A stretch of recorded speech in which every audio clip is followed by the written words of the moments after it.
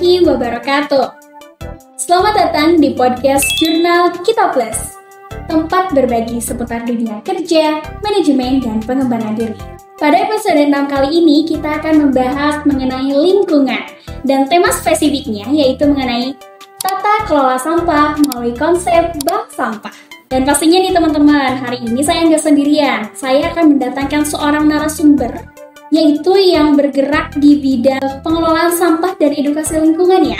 Beliau adalah Ketua Bank Sampah Mandiri tematik Magot Desa Cilenyi Wetan. Sekaligus beliau adalah seorang ketua dari media kita, yaitu media Jurnal Kita Plus. Kita sambut ya teman-teman, yaitu Bapak Denny Sulaiman. Oke, Assalamualaikum Pak Denny. Waalaikumsalam, Dewa. Alhamdulillah, apa kabarnya Bapak? Kabar baik, Alhamdulillah ya Pak. Di sini Bapak keren sekali ya. Udah Mas sebagai ketua JKP, tapi kali ini kita mau membahas mengenai sampah ya Bapak ya. Oke, mengenai tata kelola sampah. Dari Pak Denny sendiri boleh diceritain terlebih dahulu gak? Siapa sebenarnya Pak Denny itu gitu? Kenapa bisa tiba-tiba ngelola sampah? Oke, terima kasih Teh Ulan. Jadi begini ya ceritanya, memang menarik ya. Satu, kita masuk media, kita juga di Jurnal Kita Plus, tapi di dunia yang berbeda. Saya ada peran yang lain, yaitu salah satunya sebagai Ketua Bank Sampah Mandiri tematik Magot di Desa Cilenyi Wetan, Kabupaten Bandung. Latar belakang sebetulnya sebelum pandemi, jauh-jauh hari dari 2004 sampai 2019-2020 saya tugas di Bogor sebetulnya ya. Salah satu aktivitas itu kegiatan di sana banyak bergerak di bidang lingkungan hidup, pertanian, dan kemudian salah satu menjadi pendamping bank sampah terbaik di Kabupaten Bogor ya. Masya Allah. Sehingga dari sana banyak pengalaman tentang bank sampah gitu kan, tentang tata kelola sampah yang baik, yang bijak gitu kan, bagaimana kita mengolah sampah. Nah kemudian pas pandemi, kemudian kita ke Bandung gitu kan, karena di Bogor waktu itu salah satu bidang juga saya ngurusin masalah wisata ya. Jadi wisata itu menjelang pandemi masuk di 2020 itu semua ditutup ya, nggak boleh menerima tamu. Akhirnya saya balik ke Bandung. Pas ke Bandung, di Bandung ada boleh dibilang kompetisi lah ya, kompetisi. Jadi di Desa Cilenyi Wetan ada kompetisi untuk program namanya Raksa Desa. Raksa Desa itu ada dana stimulus untuk penggerak bank sampah senilai 38 juta waktu itu kalau tidak salah. Kemudian kita ikut kompetisi itu, artinya ditawarin Pak RW, and then ini mau ikut nggak kompetisi tentang bank sampah yang dapat lolos itu kan sebagai masuk nominasi, nanti dapat stimulus anggaran senilai 38 juta sebagai modal awal untuk bank sampah. Sikat Pak, saya bilang gitu kan. Gaskan ya Pak. Apa demikian, karena ya sedikit latar belakang saya waktu di Bogor banyak berkecimpung dengan dunia bank sampah, karena kita mengkawal menjadi pendamping ya bank sampah terbaik Kabupaten Bogor, dan dapat program terakhir ketika saya mengkawal grup bank sampah Harum Asri ya di komplek Harum Asri di dekat stadion itu. Terakhir program kita dapat program bantuan biodigester, jadi mengubah sampah organik kemudian diolah menjadi outputnya jadi gas komunal, jadi gas dari pengolahan sampah organik tadi dengan starter kotoran sapi menghasilkan gas ya. Kemudian gas itu digunakan untuk beberapa rumah gitu kan, jadi tidak beli gas gitu kan. Programnya seperti itu dulu terakhir. Nah, kemudian saya tadi pas pulang ke Bandung ada program itu, ya udah kita hajar aja. Dan kita ikut kompetisi dari 7 RW pertama, kemudian jadi 5 RW, kemudian 3 RW kita pemaparan. Dari yang 3 pemaparan ini alhamdulillah kita masuk nominasi, jadi dapat ke-1 untuk program Raksa Desa ini. Sehingga anggaran ini diberikan ke kita, ke RW kita ya, RW 7 di Desa Cilenyi Wetan. Seperti itu. Di kampung orang lain kita bisa berkarya gitu. Kenapa enggak di kampung sendiri maksudnya gitu. Artinya itu menjadi challenge tersendiri. Ya akhirnya kemudian pas memang seolah-olah kebetulan, tapi sebetulnya kan tidak ada yang kebetulan di dunia ini, semua atas izinnya tentunya. Artinya ketika saya pulang ke Bandung ada program ini yang sudah disediakan, akhirnya mungkin saatnya lah saya berbakti untuk kampung halaman seperti itu. Akhirnya kita dapat dan mulailah bergerak di dunia bank sampah di Kabupaten Bandung. Nah, kayaknya setiap masyarakat juga sudah tahu ya Pak, bank sampah misalnya sudah sering kedengeran gitu ya. Nah, tapi sebenarnya bagaimana sih konsep bank sampah itu bisa berjalan gitu? Mulai dari bagaimana pengelolaan, mungkin pemilahannya bagaimana, dan sampai bisa menjadi ada kebermanfaatannya itu gitu loh Pak. Jadi begini Teh Ulan ya. Jadi ceritanya berbicara tata kelola sampah itu sudah sejak lama ya, banyak metode, banyak cara-cara bagaimana cara untuk menangani masalah sampah ini gitu kan. Kemudian salah satunya hari ini yang hari ini kita sedang sama-sama bahas ya, tentang tata kelola sampah yang baik melalui konsep bank sampah. Nah sebelumnya ada konsep lain ini sebagai latar belakang budaya bank sampah itu kan, sebagai salah satu inovasi tentunya untuk penanganan sampah. Jadi dulu itu berbicara penanganan sampah, salah satunya ada konsepnya TPS T3R, tempat pembuangan sampah terpadu 3R ya, reuse, recycle itu ya. Nah, jadi hanya dulu image yang terbentuk ketika pola seperti itu. Jadi kan berbicara tempat pengolahan sampah, konsepnya adalah kumpulkan, tarik, buang gitu ya. Nah, jadi konsepnya seperti itu dulu. Nah, ternyata dengan konsep seperti itu banyak orang yang melihat itu kan bahwa dengan pengolahan seperti itu berbicara sampah itu enggan ya. Kemudian berbicara sampah bau, kemudian berbicara sampah kumuh ya. Kemudian satu profesi yang sangat pandangan orang kebanyakan adalah rendah gitu, seperti itu. Padahal sebetulnya menurut saya gitu kan bahwa pengolah sampah itu yang sudah membaktikan waktunya untuk mengolah sampah itu, saya kira boleh dibilang itu dipanggil pahlawan. Kenapa? Karena tidak semua orang yang mau melakukan seperti itu, gitu kan. Hanya dalam hal ini melihat kondisi demikian, otomatis paradigma masyarakat terhadap pengolahan sampah itu terlebih kepada pengolah sampah.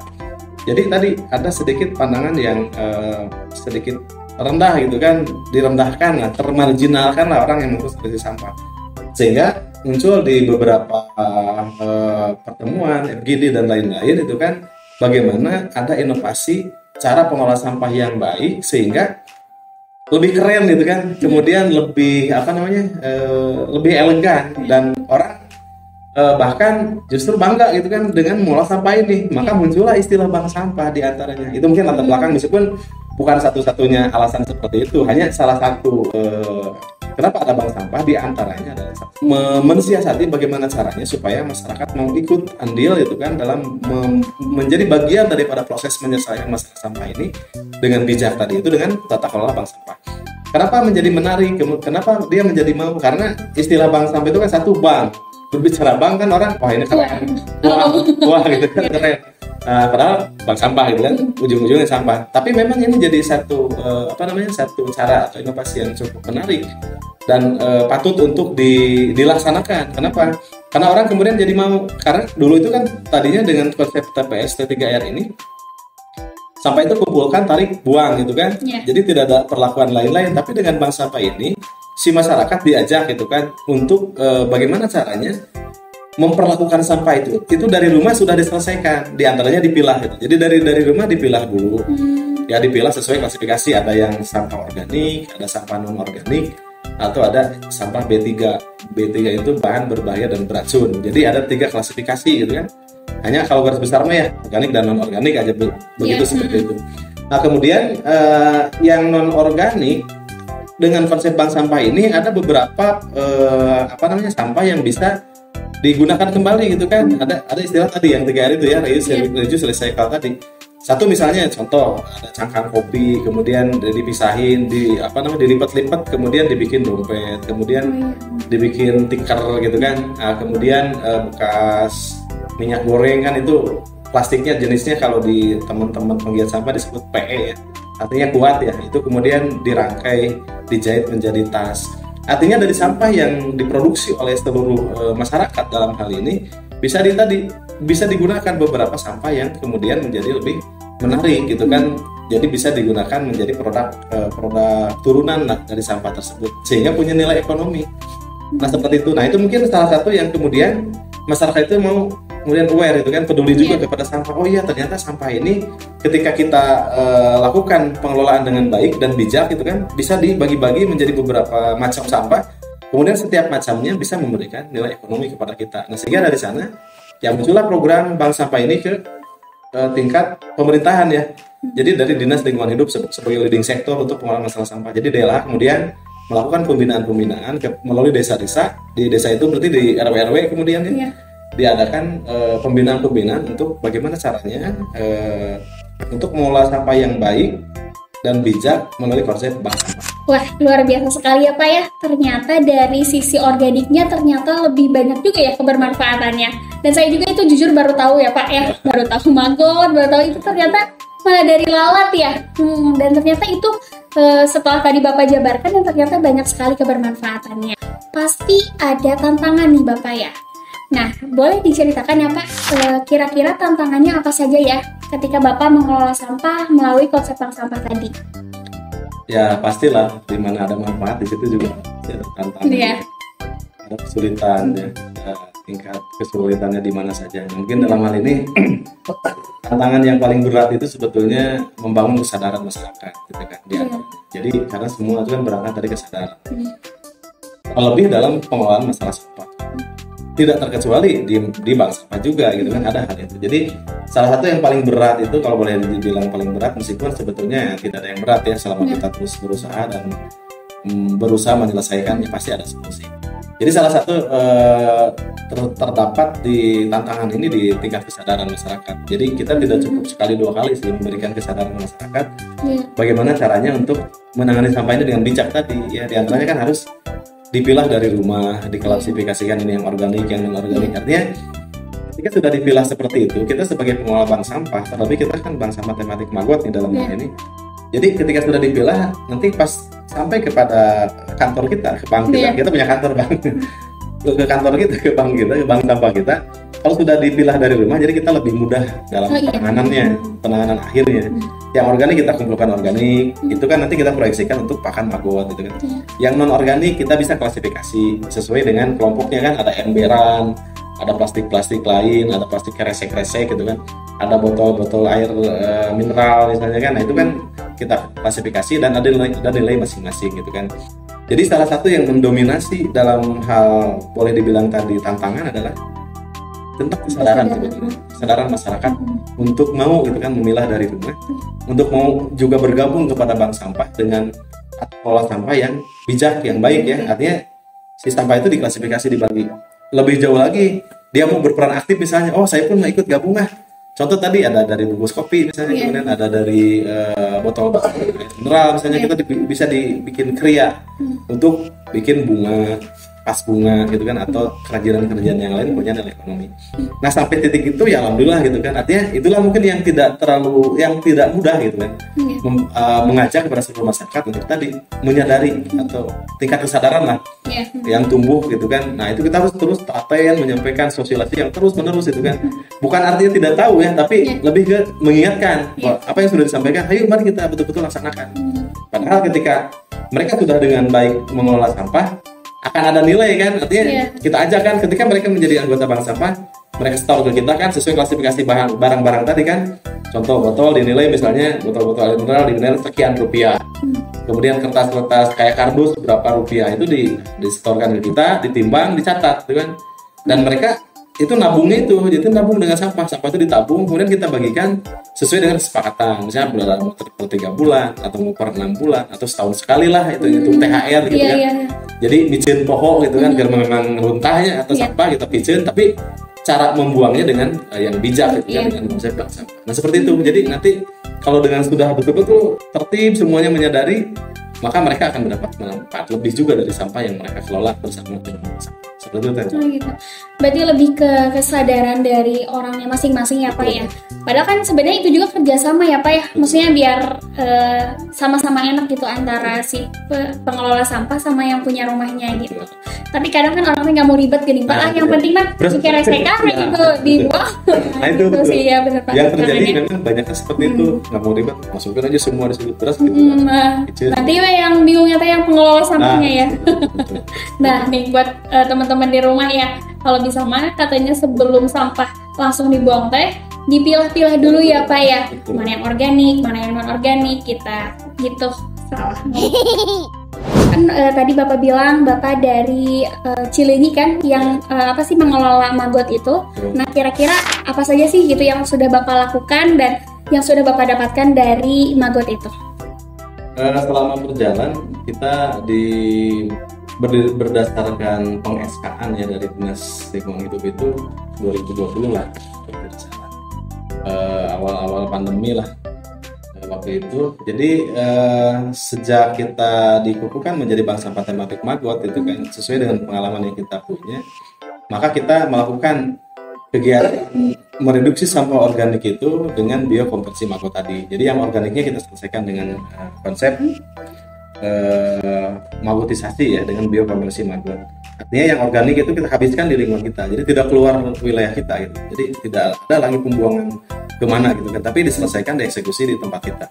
Nah, itu yang kita lakukan. Nah, kemudian seiring perjalanan waktu kita pun kolaborasi tentunya dengan berbagai penggiat-penggiat Maggot yang ada di Kabupaten Bandung khususnya gitu kan, untuk sama-sama menyatukan visi bahwa dengan biokonversi Maggot ini ternyata sampah organik yang selama ini jadi permasalahan ya di setiap wilayah itu bisa diselesaikan sekian persennya ya. Ditambah tadi yang kita sampaikan kaitan masalah silase, itu lebih besar lagi itu kan, reduksi sampah organiknya dengan skala yang lebih besar.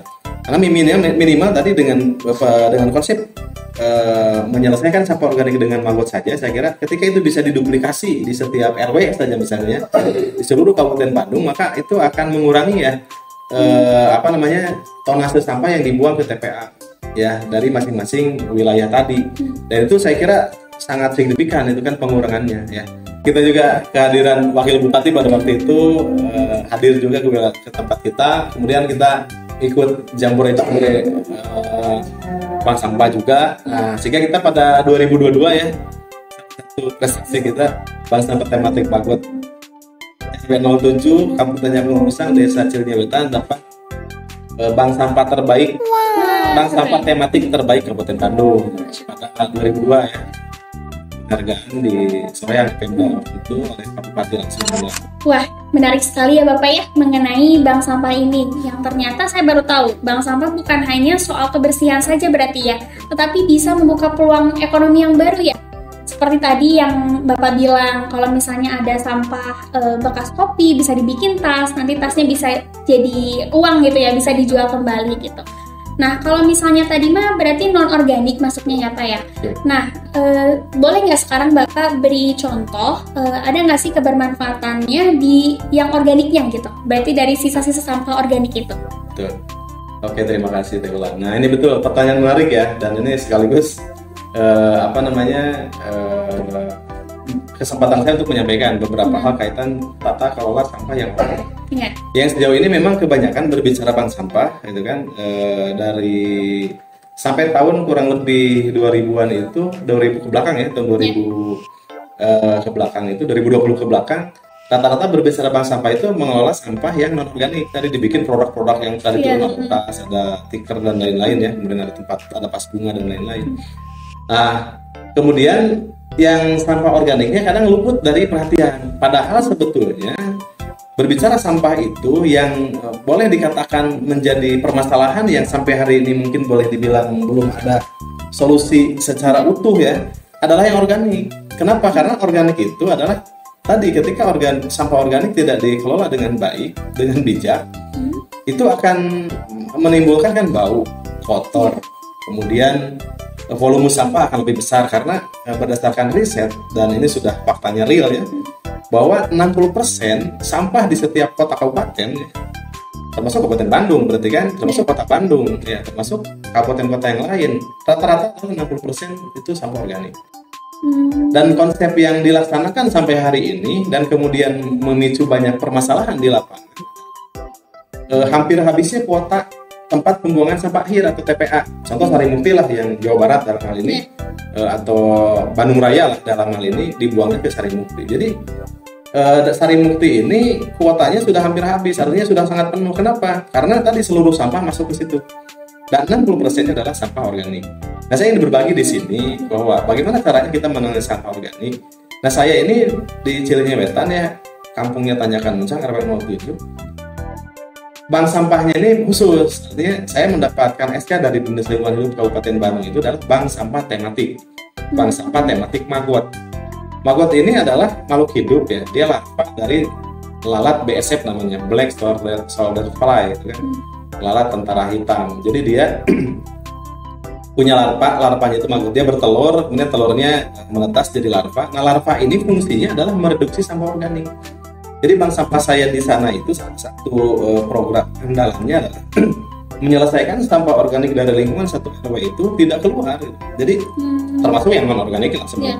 Hanya intinya bagaimana caranya tadi sampah organik itu tidak jadi masalah gitu kan. Artinya si sampah organik ini direduksi, diselesaikan menjadi sampah ini menjadi pakan maggot. Maggot ini tadi larva, kalau bahasa umum kita mah belatung lah. Tapi jenisnya beda. Ya, jadi si belatung atau maggot ini adalah larva dari lalatnya BSF namanya. Lalatnya bukan lalat hijau yang seperti kebanyakan ya. Jadi lalat ini steril, dia tidak makan, dia hanya minum saja dalam siklus hidupnya.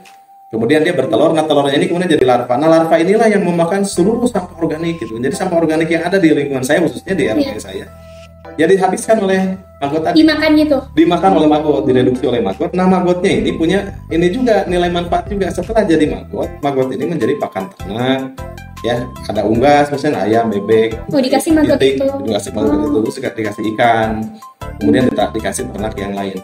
Nah itu dalam skala kecil. Nah dalam skala besar, hari ini bahkan saya sedang riset, kemudian juga diberikan tempat khusus untuk menangani sampah organik. Karena salah satu penyumbang terbesar sampah organik itu adalah pasar tradisional diantaranya ya. Sayuran, buah kan. Nah hari ini dengan konsep penanganan sampah yang sampai hari ini berjalan masih menggunakan tadi kumpulkan, tarik, buang gitu kan. Jadi si sampah ini akhirnya finishnya di tempat pembuangan akhir atau TPA, contoh tadi Sarimukti. Nah hari ini saya sering berkomunikasi dengan orang-orang dinas DLH. Mungkin salah satu kabinnya juga menyampaikan kepada saya, kan, aduh, ya bingung tuh mah, ya saya viral aja di IG, di TikTok, di YouTube dan lain-lain lah, di medsos. Kenapa Pak? Ini karena salah satu pasar yang saya kelola. Saya nggak sebut pasarnya ya, bising ngajarkeun gitu. Jadi salah satu pasar di Kabupaten Bandung, saya viral wae dengan pasar ini. Kenapa? Karena sampahnya numpuk, kotor dan bau dan lain-lain. Yang menyebabkan itu apa Pak? Ya sampah organik. Oh gini Pak, saya punya solusi. Sedikit pengalaman saya di daerah yang lain dulu pernah. Untuk menyelesaikan sampah organik itu, kita bikin si sampah organik itu menjadi satu produk. Ya jadi si sampah itu kalau berbicara pasar ya, jangan keluar dari pasar. Jadi sampah itu diselesaikan di pasar, difermentasi yang organik tadi, kemudian jadi produk. Nah produknya ini apa? Disebutnya silase. Silase ini adalah pakan ternak yang difermentasi. Karena kita adalah sebagai pengolah sampah, berbahan dasar sampah berarti. Artinya begini, ketika sampah organik tadi yang di pasar yang begitu menjadi masalah gitu kan, di lingkungan salah satu pasar yang hari ini akan coba kita kelola ini, ketika diolah dengan metode silase, dijadikan pakan ternak, masalah sampah organik akan selesai, hilang ya, artinya organik hilang. Tapi 100% hilang permasalahan mungkin tidak, hanya paling tidak lah akan menyelesaikan persentase yang begitu besar gitu kan, yang signifikan lah, mengurangi yang signifikan tadi volume sampah ke TPA. Kita selesaikan jadi pakan dengan konsep difermentasi menjadi silase. Bila penyesalan sampah menjadi silase tadi akan tersedia swasembada pakan ternak, khususnya sapi, karena sampah organik pasar ini nanti diproyeksikan ketika sudah jadi silase menjadi pakan sapi. Jadi banyak permasalahan yang bisa kita selesaikan. Masalah sampah selesai, kemudian akan ada ketersediaan pakan yang punya nilai ekonomi tinggi. Kita tahu bahwa setiap ternak itu, contoh sapi lah, 1 ekor sapi itu dia akan makan yang disebut konsentrat di luar hijauan ya, di luar hijauan rumput dan lain-lain. Dia harus diberi makan kurang lebih 10 kilo makanan tambahan oleh si peternak. Nah dengan kita memproduksi silase ini bisa menjadi substitusi makanan pengganti untuk tadi konsentrat tadi. Yang petani beli konsentrat itu 4.000. Nah dengan menggunakan silase dari sampah organik yang kita kelola tadi, itu dengan harga 2.000 saja dia sudah bisa dengan nutrisi, dengan kualitas yang hampir sama gitu kan, bahkan bisa lebih. Bagaimana kita mengatur protein dan lain-lainnya. Nah sehingga si peternak itu akan mendapatkan keuntungan. Karena peternak sapi, jaranglah peternak sapi, apalagi pengusaha peternak sapi yang 1 ekor 2 ekor, pasti dia 100, 200, 1000 ekor. Ya, coba kita kalikan, kalau 100 ekor saja gitu kan, dia beli konsentrat kalau tidak menggunakan silase yang coba kita buat tadi, berarti 4.000 per ekor. 1 ekor berarti kali 10 kilo ya, 10 kilo per hari berarti 40.000 kali 100 ekor sudah 4 juta ya kurang lebih. Itu untuk pakannya saja di luar hijauan. Nah dengan menggunakan pakan yang dari sampah tadi, berarti hanya setengahnya ya, jadi hanya 2 juta ya yang dikeluarkan. Jadi lebih hemat ya, jadi lebih 50% lebih gitu kan. Terus keuntungan yang lain selain itu, otomatis tonase sampah yang ke TPA akan berkurang 60%-nya. Ya. Terus tingkat kesehatan dan sanitasi lingkungan juga akan lebih bersih karena sampah tadi tidak membusuk kan. Rata-rata orang kalau buang kalau sampah pasar misalnya jarang diselesaikan langsung tiap hari gitu kan, biasanya sesuai jadwal karena keterbatasan armada dan lain-lain, sehingga sampah itu kadang numpuk dulu 2 hari 3 hari, kan itu terjadi pembusukan. Nah kalau kita selesaikan dengan konsep tadi, buat sampah organik dibuat silase kemudian jadi pakan ternak, otomatis itu tidak akan terjadi bau gitu kan. Ya bau normal lah, tidak terlalu, cuma tidak terlalu karena kita langsung eksekusi hari itu juga. Jadi sampah yang setiap hari diproduksi langsung menjadi produk, yaitu pakan ternak. Jadi keuntungannya bagi dinas terkait ya yang mengurusin sampah pasar, tonase sampah akan berkurang 60%. Kemudian tingkat kesehatan juga akan lebih meningkat, tidak bau, tidak kotor gitu kan. Kemudian ritasi mobil akan berkurang. Kalau ritasi mobil berkurang, otomatis solarnya pun akan berkurang. Jadi banyak akan lebih hemat lah. Banyak nilai yang manfaat yang kita bisa capai, bisa kita raih, pemerintah maupun masyarakat, sehingga tadi efisiensi dari anggaran ini mungkin bisa diproyeksikan kepada sesuatu yang lebih perlu lagi gitu kan. Jadi dengan konsep tadi ada maggot itu kan, kemudian ada yang dijadikan silase, itu adalah menyelesaikan sampah-sampah organik menjadi produk turunan yang lebih nilai ekonomi yang lebih tinggi lagi. Menarik ya Pak ya, tapi saya juga nih penasaran. Tadi Bapak bilang maggot itu kan dari lalat ya. Nah, Bapak berarti harus nyari lalatnya dulu yang sesuai tadi ada itunya ya? Nah, jadi lalatnya ini di alam ada ya, cuman jarang. Tapi ada metode bagaimana cara kita menarik lalat tersebut supaya mau hinggap di tempat yang kita siapkan. Jadi ada pemancing lalat ya, jadi ada produk sampah atau dari buah-buahan yang wanginya harum ya, yang wangi menyengat, kita bisa jadikan untuk memancing lalat itu. Jadi jadi dia yang datang sendiri gitu ya? Sendiri. Okay. Atau boleh kita bikin fermentasi dari yang sederhana lah. Salah satu minuman minuman kayak yogurt gitu ya. Nah itu bisa dicampurkan boleh dengan sampah, dengan makanan-makanan yang lembek, atau dengan makanan buah-buahan yang punya harum menyengat, contoh kulit jeruk misalnya, atau nanas misalnya ya. Nah itu akan memancing, jadi dia akan lebih terangsang gitu kan untuk hinggap di tempat tersebut. Jadi di tempat sampah tersebut kita sediakan saja untuk bertelurnya.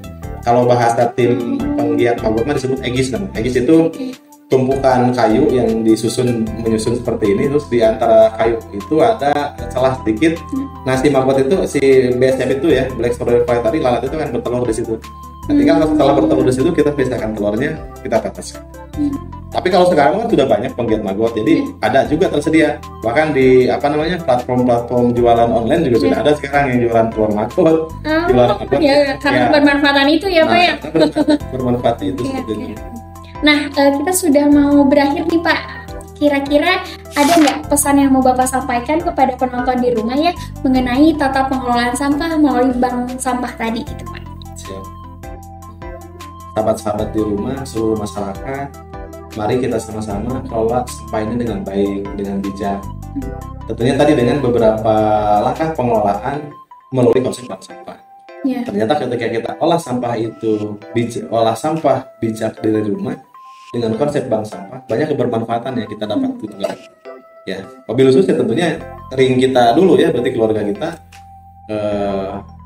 dengan pengolahan sampah dengan konsep bank sampah ini, artinya seluruh sampah yang kita, karena berbicara sampah itu kan setiap orang hidup itu pasti dia memproduksi sampah. Jadi pesan saya pada seluruh sahabat-sahabat yang ada di rumah, tentunya mari kita sama-sama kelola sampah ini dengan bijak, dengan baik dari rumah, dengan pilah dari rumah gitu kan.